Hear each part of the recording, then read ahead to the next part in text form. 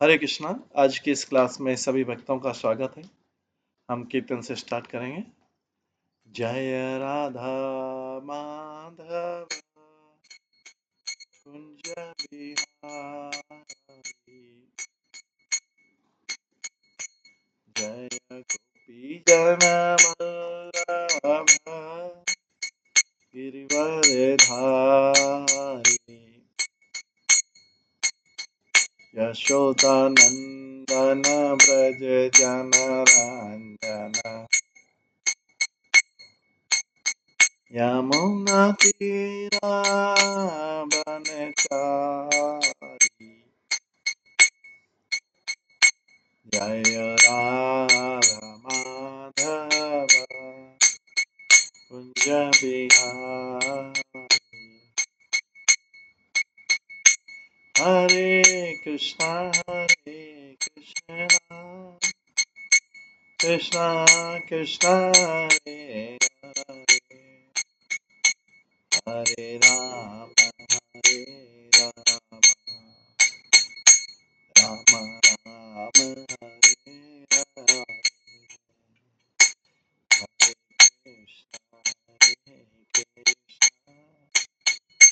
कृष्णा कृष्णा हरे हरे, हरे राम राम हरे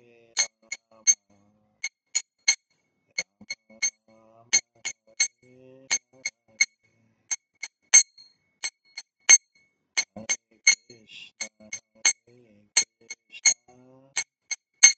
कृष्णा कृष्णा हरे हरे,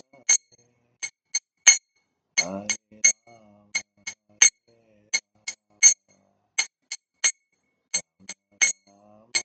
हरे हरे, हरे कृष्णा कृष्णा कृष्णा हरे हरे राम राम राम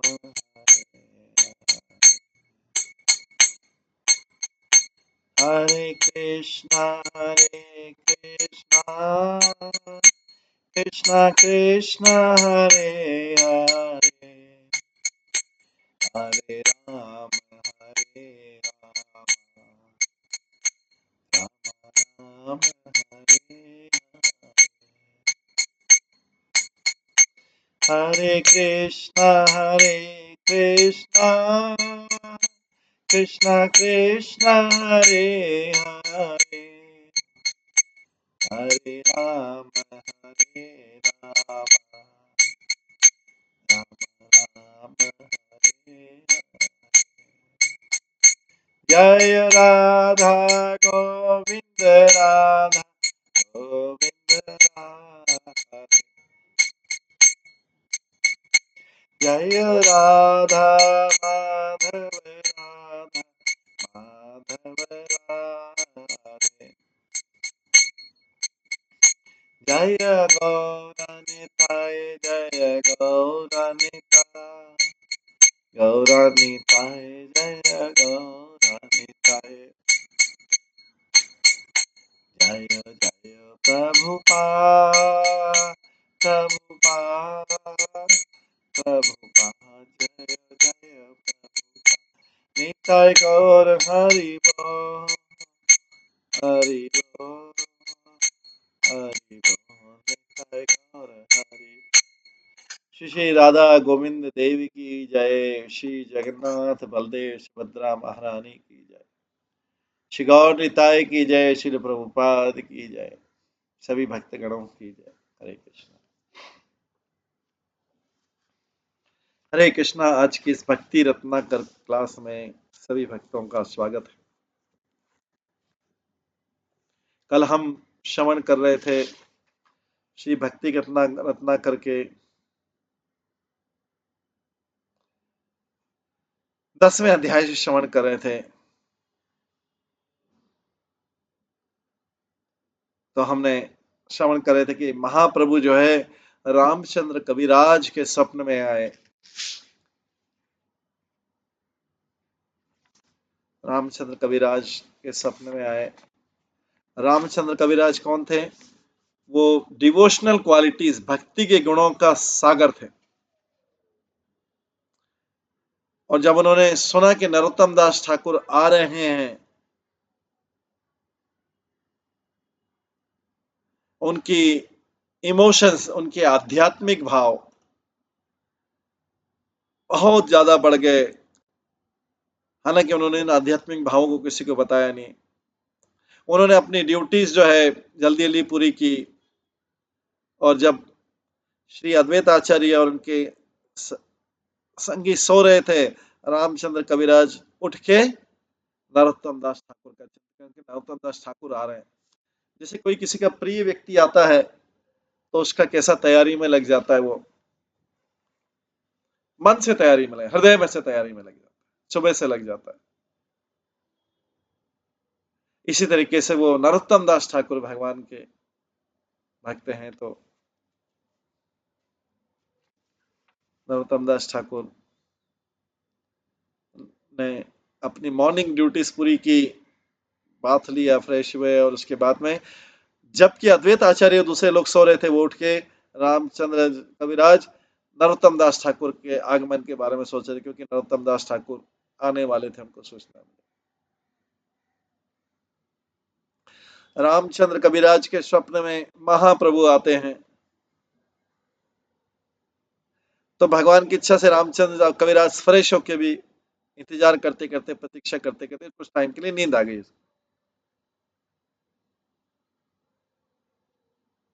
उसमें बीच में जब थोड़ी देर के लिए स्वप्न आया, ऐसी जो टेम्परेरी नींद रहती है उसमें ज्यादा स्वप्न आते हैं, जल्दी से नींद जो आया सपना है, तो उसमें गौर सुंदर आ गया सपने में, महाप्रभु आ गए उसके स्वप्न में।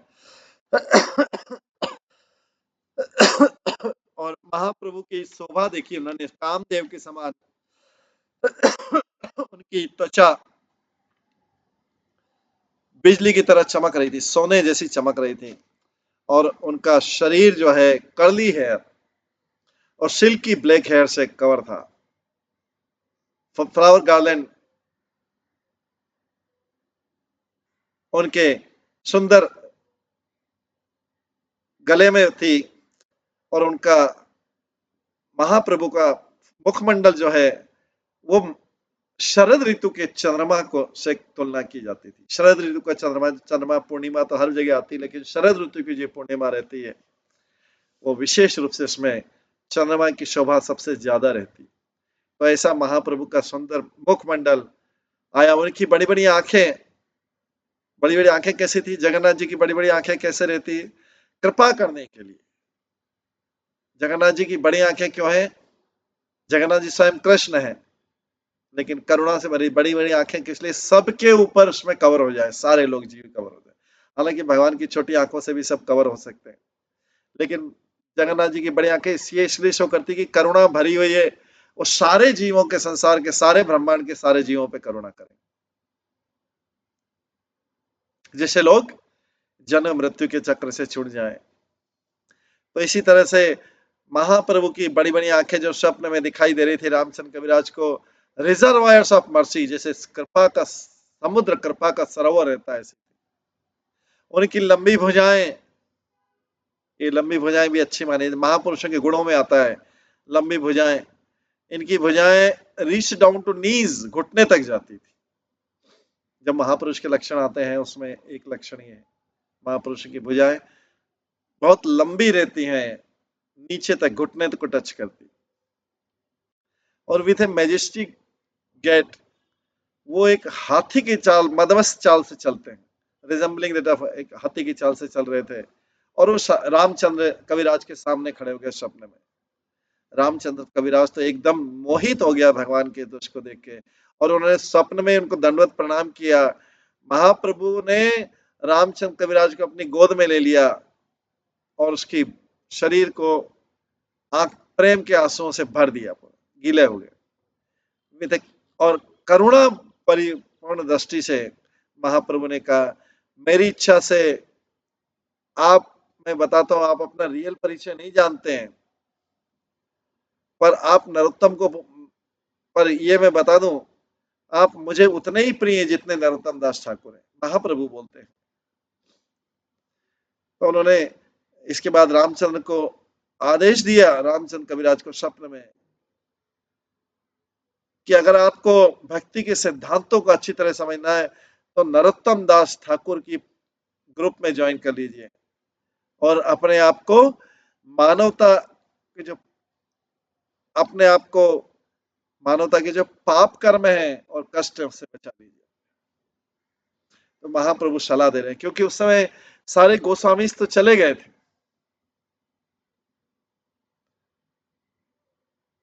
और जो एक एक दो गोस्वामी थे वो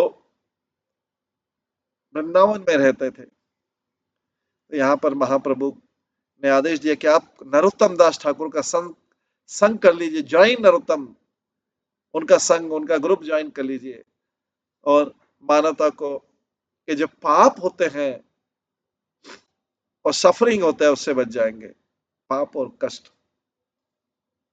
इसके बाद महाप्रभु आप प्रकट हो गए और महाप्रभु दृष्टि गोचर, महाप्रभु दृष्टि से अगोचर हो गए। रामचंद्र करिरार रोने लगे, उनकी आंखों से आंसू बहने लगे, उनका मुखमंडल जो है रिवर के समान, जैसे रिवर में से धाराएं बहती हैं ऐसे बहने लगा और वो महाप्रभु से बिछड़ने का शोक सहन नहीं कर पा रहा था। महाप्रभु स्वप्न में आए थे जब, और महाप्रभु भी अपने प्रिय शिष्य का शोक सहन नहीं कर पा रहे थे। तो उन्होंने, महाप्रभु ने रामचंद्र कविराज को सांत्वना देने के लिए फिर से प्रकट हो गया उसके सामने। तो भगवान भी एक व्यक्ति है, भगवान के अंदर भी अपने भक्तों के प्रति प्रेम है। तो भगवान यही चाहते हैं कि भक्त भी उन्हें इतना ही प्रेम करें। भगवान की हमसे आशा है कि भगवान भी भक्तों के लिए रोते हैं, भगवान भी भक्तों के लिए रोते हैं, क्योंकि भगवान भी व्यक्ति हैं। तो भगवान चाहते हैं कि भक्त उनसे प्रेम करें, ये भगवान की इच्छा है, एकमात्र अभिलाषा है हमसे। हालांकि भौतिकतावादी सारा प्रेम अपना जगत में लगा देता है, पूरा प्रेम 100% प्रेम जगत में लगाता है। भगवान के सामने जाता है तो एकदम ड्राइड अवस्था में जाता है, जैसे किसी का लिक्विड ही खत्म हो, शरीर में पानी खत्म हो गया, बचता ही नहीं कुछ, सारा पहले ही बांट दिया जगत में, फिक्स कर दिया किसको कितना कितना कितना देना है। उसी रात्रि में महाप्रभु श्रीनिवास आचार्य के स्वप्न में भी आए और उस रात्रि में उन्होंने रामचंद्र कविराज के बारे में सब कुछ बोला। कोई नहीं जानता कि महाप्रभु ने क्यों बोला, उसका उद्देश्य क्या था, क्योंकि he was always bound by love for his devotee. भगवान भी अपने भक्तों के प्रेम के बंधन में बने थे, उनको भी उतना ही प्रेम चाहिए भक्तों से। तो जब हम इस संसार से प्रेम कर लेते हैं, सारा प्रेम यही खर्च कर देते हैं, तो भगवानों को बहुत निराशा होती है कि इसका तो बचा ही नहीं, मेरे लिए कुछ बचा नहीं इसके लिए।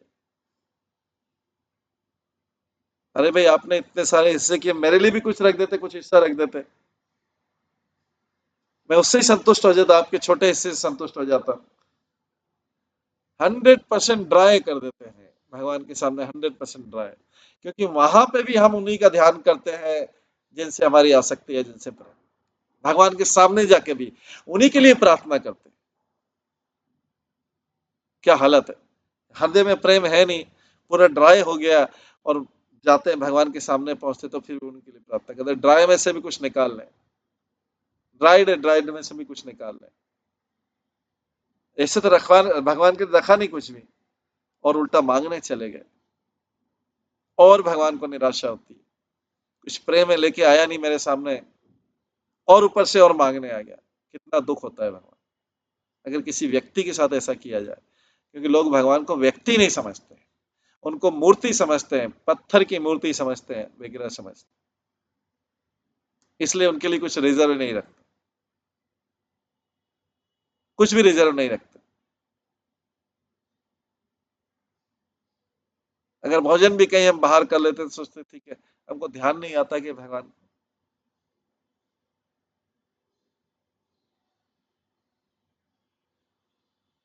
तो महाप्रभु, लेकिन इसमें लिखा है कि महाप्रभु नरोत्तम से भी प्रेम करते थे, क्योंकि महाप्रभु ने रामचंद्र कविराज को बोला, मैं तुमसे उतना ही प्रेम करता हूं जितना तुम मुझसे इतने ही प्रिय हो जितने नरोत्तम। तो यहाँ पे श्रीनिवास आचार्य को भी दर्शन दिया, उसको रामचंद्र के बारे में पूरा बताया, और महाप्रभु का क्या उद्देश्य था ये श्रीनिवास आचार्य को बताने का, ये कोई जान नहीं सकता, क्योंकि महाप्रभु जो है हमेशा अपने bound by love for his devotees, बंधे हुए अपने भक्त के प्रेम से। जैसे कोई व्यक्ति वचनों से बंध जाता है, कोई व्यक्ति अपने कर्तव्य से बंध जाता है, कोई अपने वचनों से बंध जाता है, कोई अपने संबंधियों से आसक्ति के कारण बंध जाता है, कोई अपने कर्म बंधनों से बंध जाता है, भगवान अपने भक्तों से बंध जाते हैं प्रेम के कारण, भक्तों के प्रेम के कारण।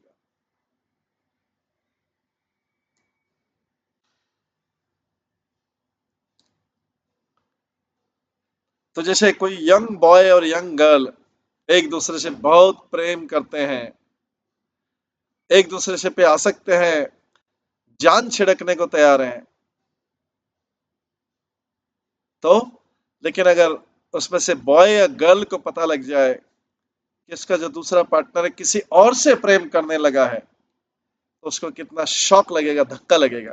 कहीं किसी ने देख लिया चुपके से, अरे ये तो दूसरे से प्रेम कर रहा है, ये तो दूसरे से प्रेम कर रहा है, तो उस पार्टनर को कितना धक्का लगेगा। वो शौक जो होगा उसका जीवन भर के लिए हो जाएगा, शौक जीवन भर के लिए शौक हो जाएगा। इसी तरीके से भगवान देखते हैं कि अरे मैंने तो सोचा था कि ये जीव मेरे से प्रेम करेगा, लेकिन मैंने तो इसको हजारों लोगों से और प्रेम करते हुए देख लिया, तो भगवान को कितना शौक लगे। इसको जगत में भेजा था, उचित साधन इसके लिए अरेंज किए थे, उचित साधन इसके लिए दिए थे, इसकी योग्यता के अनुसार मैंने साधन दिए थे, लेकिन मैंने तो चुपके से देखा इसके हृदय में तो कोई और बैठा हुआ है। भगवान तो हृदय वाला देखते हैं, ये बाहर से मेरे सामने आता है वैष्णव, लेकिन हृदय में इसके कोई और बैठा हुआ है, किसी और के बारे में सोचता है, किसी और के बारे में विचार करता है रात दिन। भगवान को कितना शौक लगता है, धक्का लगता है, क्योंकि उन्होंने तो is bound by love for his devotees. उन्होंने सोचा था कि भगवान का सोचना वास्तविकता था, हमारा सोचना स्पेकुलेशन रहता है। अच्छा मैंने तो सोचा था ऐसा हो जाएगा, मैंने तो ऐसा सोचा था, मैंने सोचा था कि आपको तो भूख ही नहीं लगी, मैंने सोचा था आपको तो प्यास ही नहीं लगी, मैंने सोचा था अरे आप तो लेट आएंगे, मैंने सोचा था कि आपको तो इस चीज की जरूरत ही नहीं, मैंने सोचा था ऐसा, मैंने सोचा था ऐसा, मैंने सोचा था ऐसा, मैंने सोचा था ऐसा। ये हमारा स्पेकुलेशन है सर।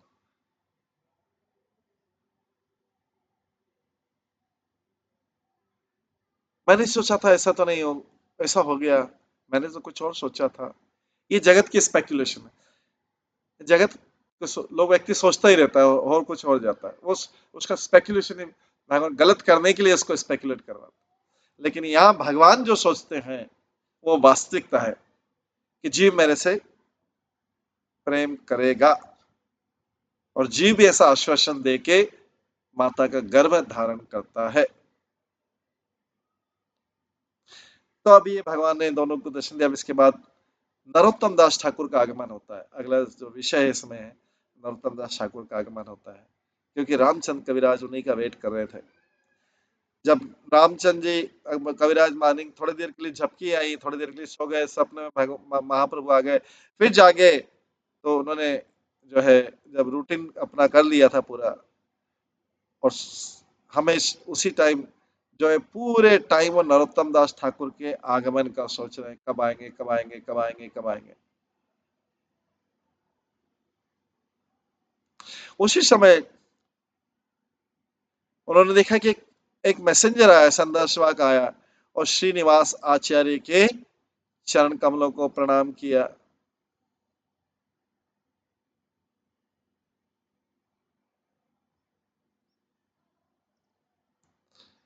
और उस मैसेंजर ने बनाया, रिपोर्ट किया कि ठाकुर महाशय जो है उन्होंने पद्मावती रिवर क्रॉस कर लिया है और विलेज के बाहर ही में रहे, उनके गांव खेतुरी गांव और उसके बीच में पद्मावती रिवर।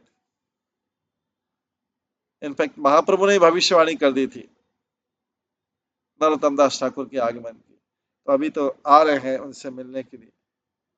तो श्रीनिवास आचार्य अपने भक्तों के साथ आगे गए उनको रिसीव करने के लिए।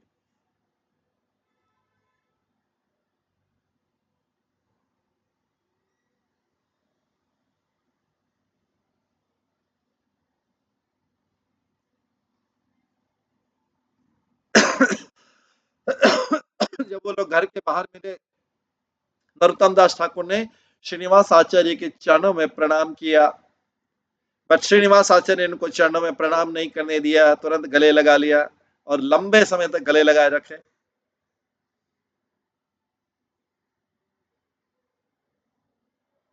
क्या श्रीनिवास ठाकुर ने नरोत्तम दास ठाकुर को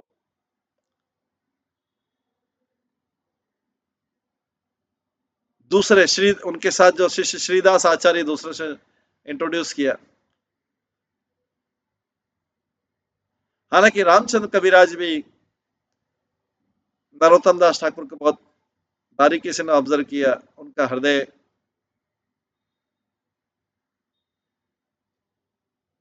भावना से भर गया, चुपचाप खड़े रहे, डिड नॉट स्पीक, चुपचाप खड़े रहे, उनकी आंखों में आंसू थे।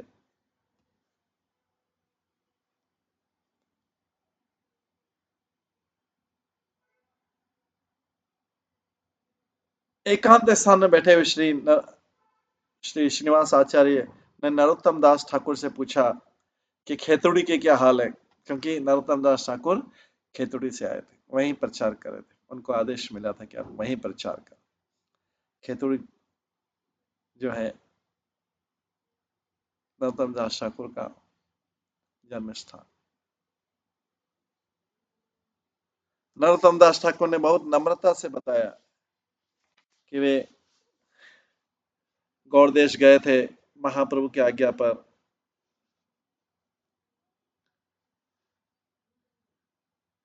और वहां पर विग्रह सेवा की थी, उन्होंने सब रिपोर्ट दिया, पूरा बड़ी नम्रता से दिया।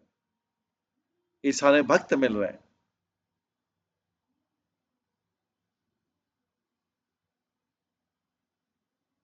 उन्होंने वहां पे विग्रह सेवा में लगे थे, वैष्णव की सेवा में लगे थे और संकीर्तन कर रहे थे खेतुड़ी में।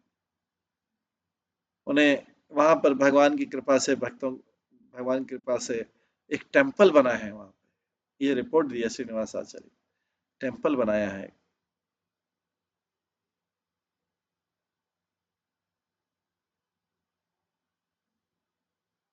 उन्होंने वो आशा कर रहे थे कि चंद्रमा की पूर्णिमा, पूर्ण चंद्र के समय जो पूर्णिमा रहती, फाल्गुन मंथ की पूर्णिमा पे श्रीनिवास आचार्य स्वयं जो है विग्रह की स्थापना करेंगे। और श्रीनिवास का जो आगमन हुआ बहुत लेट हुआ, जो आशा कर रहे थे, और वो सोच रहे थे कि अभी इतना लेट हो गया है कि फेस्टिवल को अरेंज करना बहुत मुश्किल है। श्रीनिवास ने नरोत्तम दास ठाकुर को अश्योर किया कि ये देरी जो है भगवान की इच्छा से हुई। उन्होंने फिर श्रीनिवास आचार्य ने नरोत्तम दास,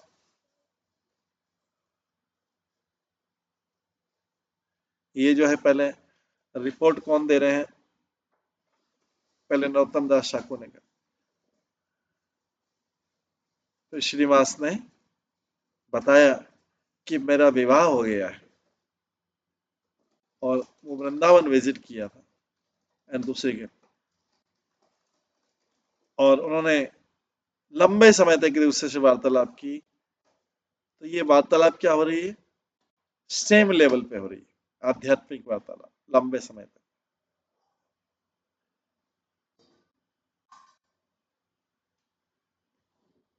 अपने वृंदावन विजिट के बारे में बताया, और they pass a long time talking together, ये समान लेवल पे मित्रता।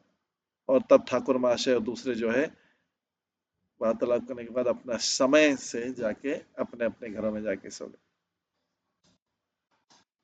भक्तों की वार्तालाप में समय का भी ध्यान रखते हैं। मटेरियल वार्तालाप में जैसे होता है रात तक चलती रहती है कि चलो ठीक है दूसरे दिन देरी से उठ जाएंगे। भक्त लोग कीर्तन कर सकते हैं रात भर, लेकिन वार्तालाप जो है ये उन्होंने अपने अपने स्थानों में चलेगी। श्रीनिवास आचार्य ने चिंतित हुए कि इतना बड़ा फेस्टिवल इंस्टॉलेशन कैसे करेंगे। श्रीनिवास आचार्य रात भर सो नहीं पाए और क्योंकि नरोत्तम दास ठाकुर ने खेतुड़ी में बुलाया था श्रीनिवास आचार्य, और उन्होंने सोचने लगे कि महाप्रभु के जो अनुयायी हैं, संगी हैं, वो खेतुड़ी आएंगे या या गौर राय, गौर गौर सुंदर भगवान का गौर राय भी बोल, उनकी इच्छा पूरी करेंगे क्या। श्रीनिवास रोने लगे, चिंता में रोने लगे, भगवान इतना बड़ा फेस्टिवल कैसे होगा, डीटी इंस्टॉलेशन का इतना सारा ऑर्गेनाइज करना है। और भक्तों के स्नेह के कारण वो इमोशनल हो गए, रोने लगे। महाप्रभु स्वप्न में आए श्रीनिवास के, उन्हें श्रीनिवास को आश्वासन दिया और बोला कि तुम चिंता मत करो, तुम तो इनविटेशन कार्ड भेजो सबको, फेस्टिवल में इनवाइट करना है। कौन से फेस्टिवल? डीटी इंस्टॉलेशन के फेस्टिवल।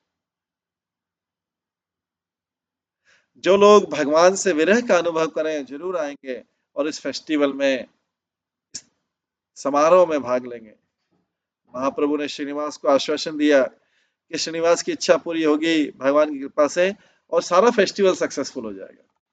अब आध्यात्मिक फेस्टिवल है, भगवान का स्वयं विग्रह का स्थापना है।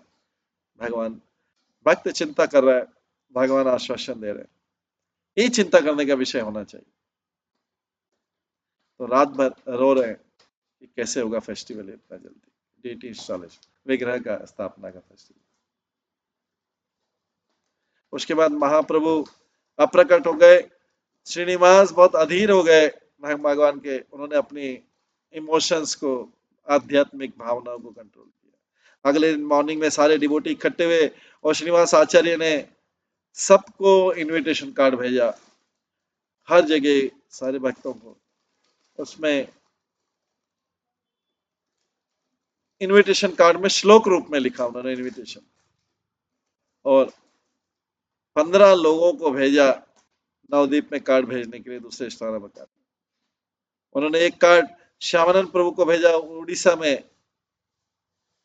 सबको जल्दी पता लग गया कि फाल्गुन पूर्णिमा के दिन खेतुड़ी में ग्रैंड फेस्टिवल होगा,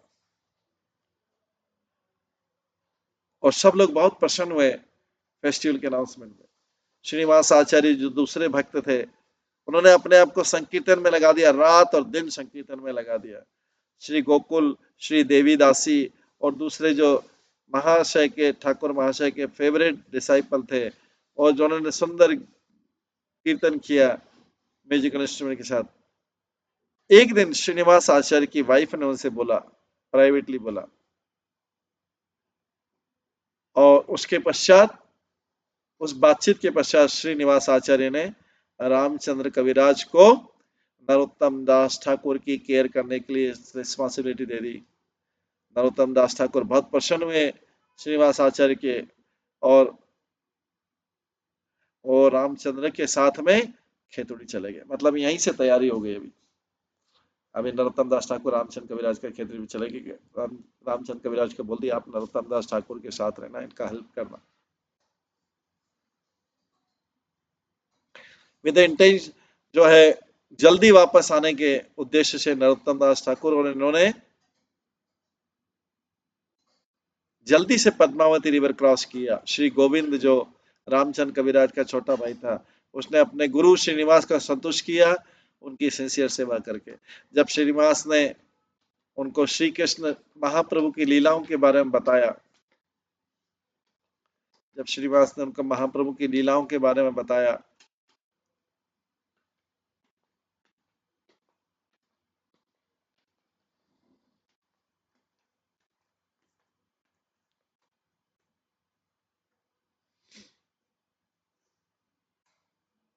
श्री गोविंद ने उनके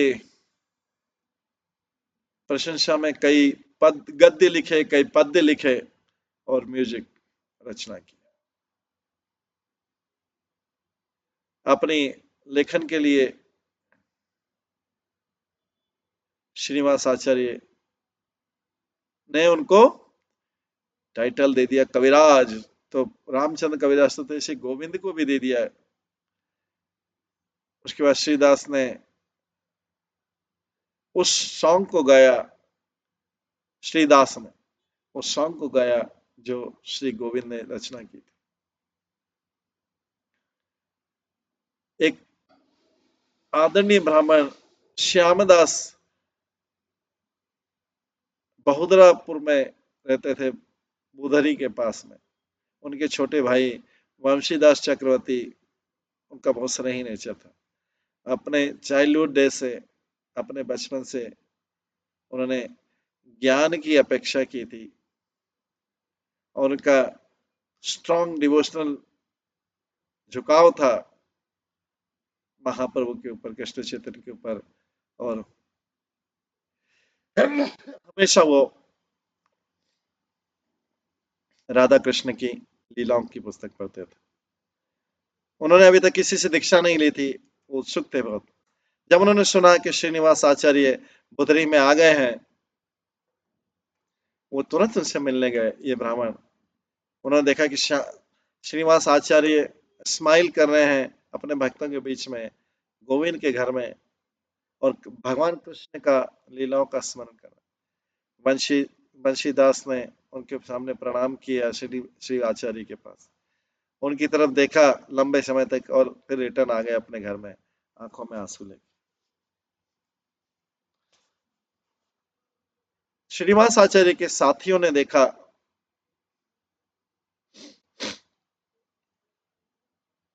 उस वंशीदास ब्राह्मण की सिंसियरिटी देखी, और उन्होंने सोचा कि वो श्रीनिवास आचार्य के प्रिय भक्त होंगे।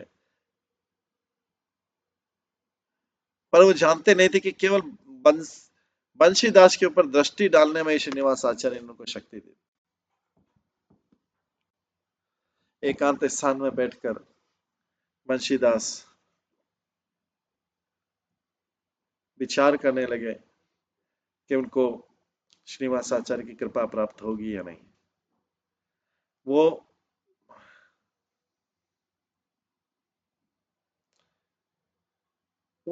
सारी रात सो नहीं पाए कि उनको दीक्षा मिलेगी नहीं मिलेगी, कृपा मिलेगी नहीं मिलेगी। सारी रात सो नहीं पाए।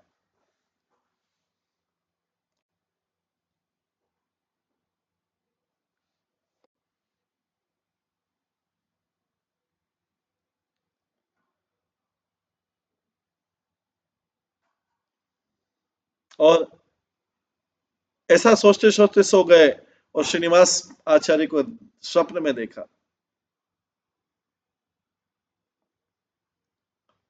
उन्होंने देखा कि श्रीनिवास आचार्य बहुत करुणा बता रहे हैं, उनकी सुंदरता करुणा, और उनके सामने स्माइलिंग करके खड़े हुए हैं। वंशीदास ने इमीडिएटली श्रीनिवास आचार्य को अपना गुरु मान लिया और उनके चरण कमलों पर गिर पड़े। श्रीनिवास ने उनको गले लगा लिया और उनको बोला कि हालांकि नरोत्तम दास ठाकुर आए हुए हैं यहाँ पर श्रीनिवास को लेने के लिए, खेतुड़ी के लिए, महान उत्सव के लिए, श्रीनिवास उनके साथ नहीं गए क्योंकि वो बंशीदास को दीक्षा देना चाह रहे थे। अगले दिन मॉर्निंग में दीक्षा देना है उनको बंशीदास। दीक्षा के बाद वो सब मिलके खेतुड़ी गए। उन्होंने अपना चरण कमल जो है बंशीदास के हेड पर किया, उसका आशीर्वाद दिया, और उसके बाद वो श्रीनिवास आचार्य अप्रकट हो गए। जब बंशीदास जागा इस सपने को देख के, उसने स्नान किया और श्रीनिवास प्रभु के चरण कमलों में गया। उन्होंने श्रीनिवास प्रभु से बोला,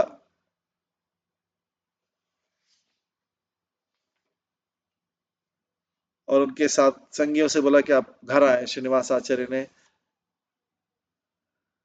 ग्लेडली, बड़ी प्रसन्नता के साथ में उनको दीक्षा दी राधा कृष्ण मंत्र। ये सब हुआ, वास्तव में हुआ, जो सपने में देखा हुआ वास्तव में। उसके पश्चात श्रीनिवास आचार्य अपने संगियों के साथ में खेतुड़ी गए। श्री नरोत्तम दास ठाकुर बहुत प्रसन्न हुए उनके खेतुड़ी आगमन की न्यूज़ सुन के श्रीनिवास आचार्य आ गए अपने संगियों के साथ में।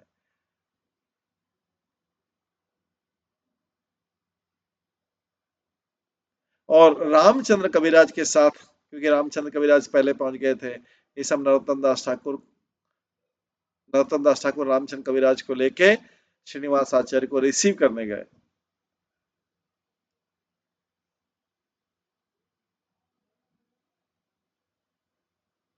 श्री संतोष दत्ता जो हैं वो भी गए मिलने के लिए, और वो सब नरोत्तम दास ठाकुर के घर गए। संतोष दत्ता अभी आगे आए अपने आप को इंट्रोड्यूस करने के लिए, परिचय देने के लिए श्रीनिवास आचार्य के आगे। श्रीनिवास और श्री आचार्य और श्री नरोत्तम दास ठाकुर फिर से मिलके बहुत प्रसन्न हुए और वो नरोत्तम के घर में गए। नरोत्तम दास ठाकुर ने श्रीनिवास के जरे सारे संगी थे उनके लिए अलग अलग घर अरेंज किए हुए थे। जैसे कोई बड़े महाराज सन्यासी आते हैं तो उनके जो सहयोगी रहते हैं उनके लिए भी घर रुकने का स्थान अरेंज किया जाता है। ऐसे ही नरोत्तम दास ठाकुर ने श्रीनिवास आचार्य और उनके भक्तों के साथ जो घर थे वो अरेंज किए रुकने के।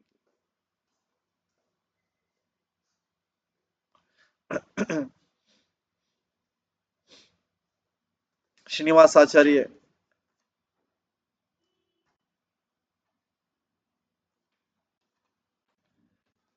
तो सब लोगों की सेवा करने के लिए अलग अलग लोग थे।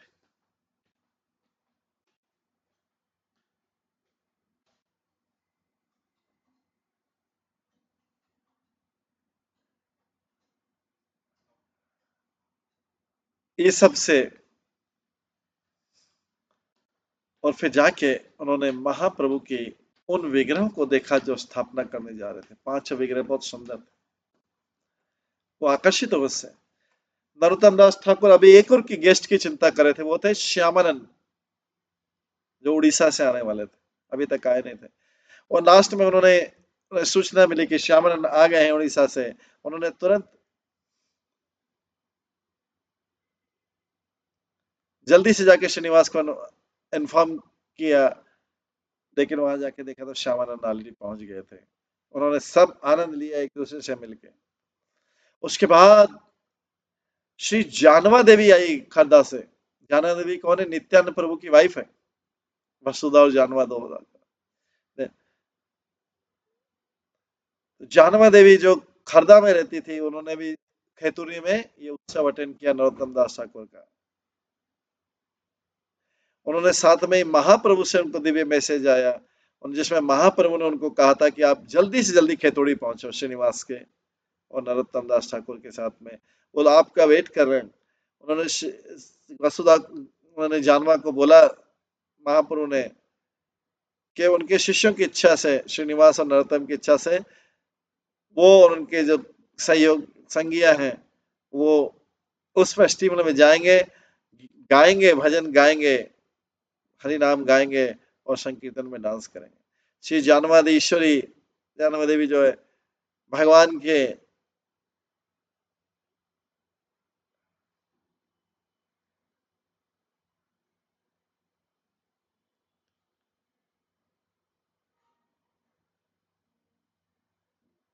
इस जानवा देवी बहुत आनंदित हुई। उनके भगवान मतलब महाप्रभु उनको जो शब्द में उन्हें तुरंत खेतोड़ी के लिए चल दी, खरदा से खेतोड़ी के लिए। जब खरदा के लोगों ने सुना कि वो जा रही है तो वो उनसे मिलने आए सब लोग, और उन्होंने जाते समय उचित व्यक्ति को उचित रिस्पॉन्सिबिलिटी दी। ये यही बुद्धिमत्ता का काम है, उचित व्यक्ति को उचित रिस्पॉन्सिबिलिटी देना चाहिए, जिससे वो कार्य उसकी योग्यता देख के। और उन्होंने कुछ इंपॉर्टेंट इंफॉर्मेशन भी दी वसुधा देवी की, जो उनकी को वाइफ थी। उन्होंने गंगा देवी को भी सांत्वना दी और वीरभद्र को भी, जब वो खरदा से जा रही थी अपने शिष्यों के साथ में, जो महान भागवत थे।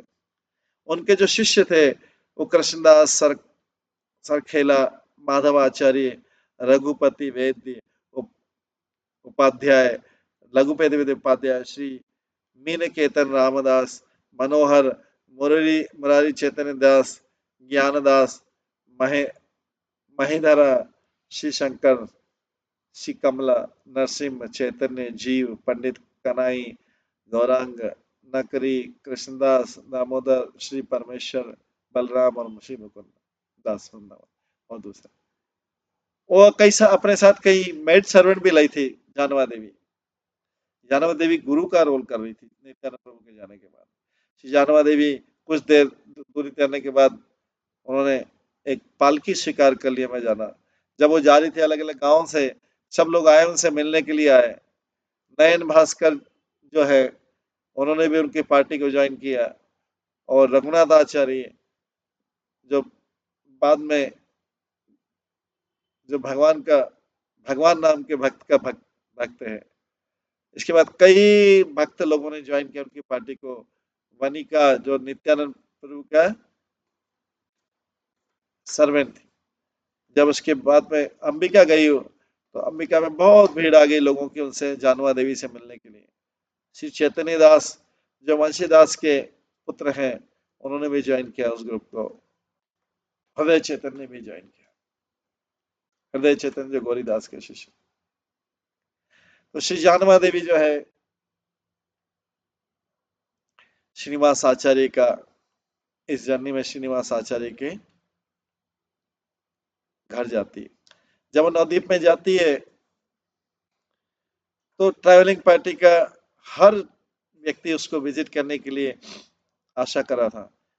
हालांकि महाप्रभु की याद आती थी तो उनका वो दुखी हो जाते थे, क्योंकि अभी सब चले गए थे, महाप्रभु नित्यानंद प्रभु सब।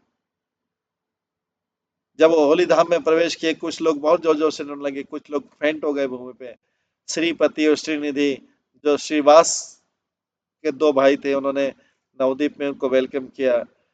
जब वहां पे उन्होंने गंगा में स्नान किया और उसके बाद श्रीवास के घर में गए। श्री जब ये जानवा सोच ही रही थी कि शांतिपुर से कोई नहीं आया, तो श्री अच्युतानंद जो अद्वैत आचार्य के पुत्र है, श्री गोपाल आ गए, दोनों अद्वैत आचार्य के पुत्र हैं।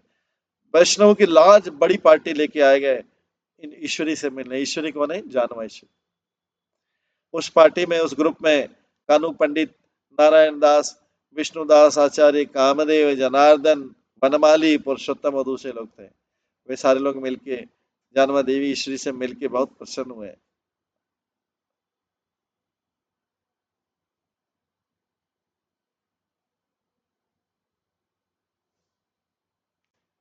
सारे लोग बहुत प्रसन्न हुए श्री जानवा देवी से मिलके।